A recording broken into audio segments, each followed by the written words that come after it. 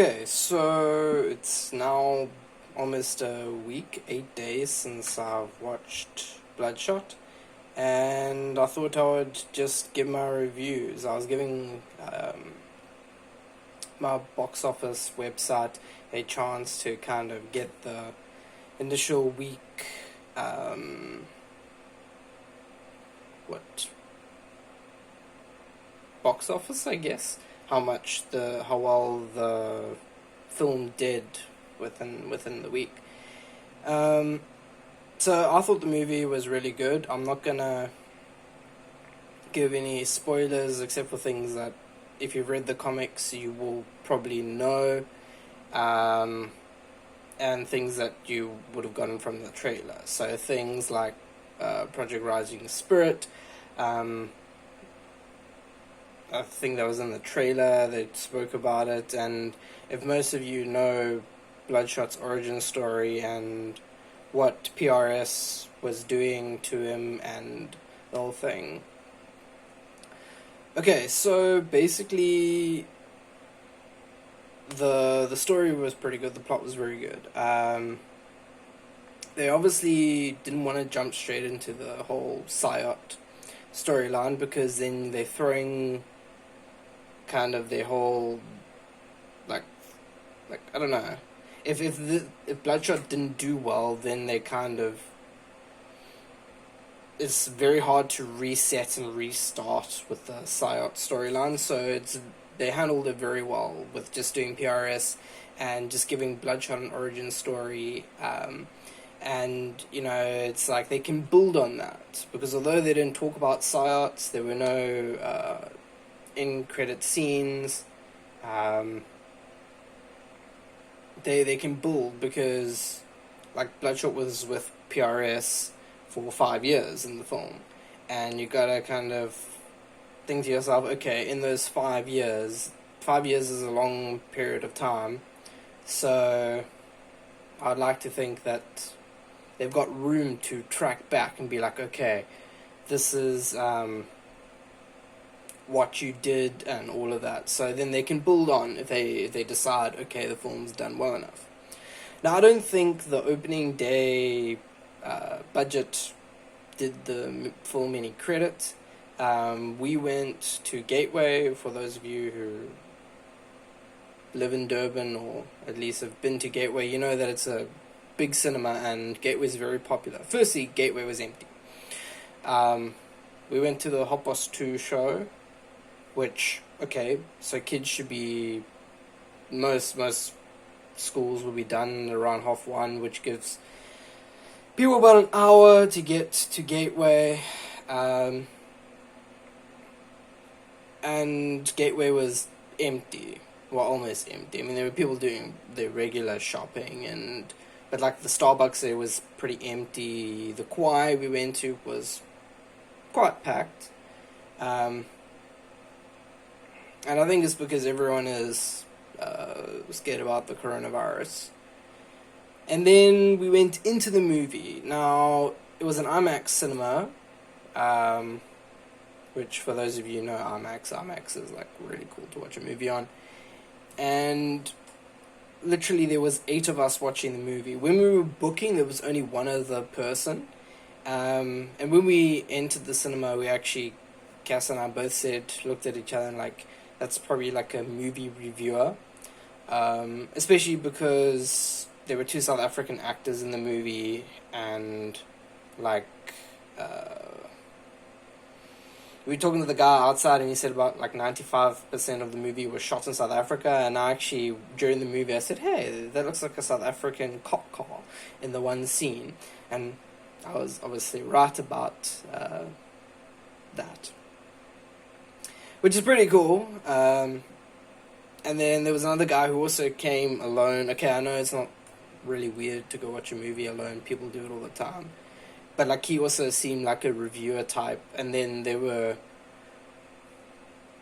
2 other couples that were watching. And I felt that that's kind of harsh. I mean, firstly, it's starring Vin Diesel, so it should do a lot better. If you watch my previous video, the build-up hype, starring Vin Diesel, so that should already bring people in because Vin Diesel's a good actor. He's got a character that people like. Um, yeah, and I was quite sad to see that it didn't actually.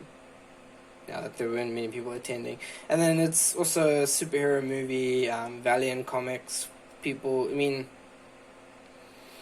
I didn't check. I should have actually checked afterwards what the bookings were like for later, because usually with a cinema like Gateway, there's always some, and that's how you judge. Like Endgame was fully booked out like a month before. Okay, I know that was Endgame, and there's a there's a good reason. I mean, anyone who watched Infinity War is gonna watch Endgame, but you would expect quite a few, or at least some pre-bookings for a movie like Bloodshot, especially for the opening weekend, the opening Friday at a 2:30, which is directly after school, which parents can drop kids off. They can go watch the film. Yeah, but it was like empty, and I checked, I think on Monday, I checked what the Friday box office was for the opening preview, and it made 9.8 million. Now, for those of you who don't know regular box office amounts, to put into context, Sonic made, I think it was 5.4 million. No, not 5.4, 54 million, which is almost a whole 6 times more than what Bloodshot did. And I kind of, okay, yes, Sonic's been around for forever, but I'll put the two on similar pages. I mean, I know more kids will go watch Sonic because it's more child friendly, I guess. Parents would also approve more of Sonic being watched than Bloodshot. And I think that would be one of the cases for those two, to compare them. But I don't think the movie was done justice. Anyway, I can't dwell on that. I just what we got Black Widow coming out on the 1st of April. I think that was, or am I wrong? It was the 1st of May. I think 1st of May, not 1st of April. But anyway, so even something like Black Widow, I'm quite interested to see how it's affected by this coronavirus. I mean, I guess people are worried about sitting in a cinema for X amount of time with people coughing, and then also Gateway's right by, there's quite a few hospitals in the vicinity, so it's I think people are paranoid, but each to their own. So back to the movie. So the plot was very good. I think they did good choice in actors. The guy that was playing the villain, I can't remember the actor's name. That's probably a good thing because then it's not a spoiler. But I mean, it was a good casting. He played the role very well. What else? What else can I talk about? I mean, there were no after credit scenes, and I was quite disappointed in that. In this age of most action superhero films having post-credit scenes to hint towards another film or an overarching story, it's you kind of expect it, and nothing happened. They could have done something show Ninjak being shown the footage of what happened with PRS, and then that can bring him into the whole story, or Toyo Arata is another option that they could have just glanced at. I mean, if they're going to build off this Bloodshot as being the first film, Harbinger Wars is probably the best choice they got in terms of a storyline at the moment. I mean, I wouldn't jump into something like Unity just at the moment. And then there's also the Valiant storyline, which was a whole universe thing.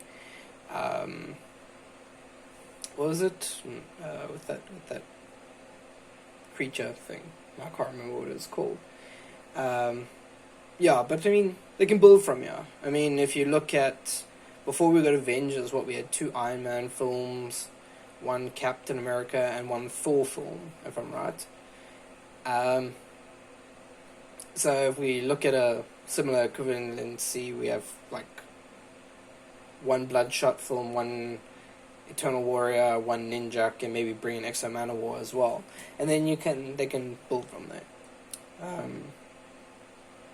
So I hope this is not the last film we get from them, and I hope that kind of the budget versus what they earned is not discouraging to them, and I hope they keep on pushing forward. I mean, I know like Justice League tanked, but I think even on the opening day, Justice League did better than Bloodshot did, and that's quite sad. Anyway, so thanks for watching. If you want me to do more pre-movie and after-movie reviews like this, where I can talk about what I think, talk about what they can do, especially in franchise films, like, I'm looking forward. I really hope that they do push forward with this, because as I said in the previous video, you know, Marvel is good, like, will probably just kind of just iron out their universe, you know, try and get rid of any wrinkles that they had, you know, expand into multiverse and the microverse, and there's so much that they can do, and, you know, it's like they had I don't want to say clean slate, but nothing's been written in stone at the moment as to what they're going to do. They have choices of what kind of threats they want to do. They can focus on individual character stories and all that for now. So this gives room for a company like Valiant. And there was only 1 reference to the Valiant logo, and that was like right at the end of the credits, which I kind of felt like, oh, like they should have a bit more based off comics, or have a Valiant logo opening up for them, but yeah. So yeah, if you want me to do more videos like this, please say so in the description. The next movie we'll probably be Black Widow. I don't know, I can't think of any really good movies coming out before then. But stay tuned for that. I'll probably do one of these for that. Because that's the essentially second phase 4 movie, whether it will bring in a future plot. I mean, we know Black Widow is no longer in the MCU as currently, but I mean, it could bring in a villain for later, or bring in a plot, and there's always going to be in-cut scenes, whether that's going to link, or I don't know. There's so much that they can do. I mean, if they want, they could bring Black Widow back somehow. I don't know. It's comics and comic-based things. They can do whatever they want, pretty much. Yeah, thanks for watching, and I'll see you guys next time. Cheers.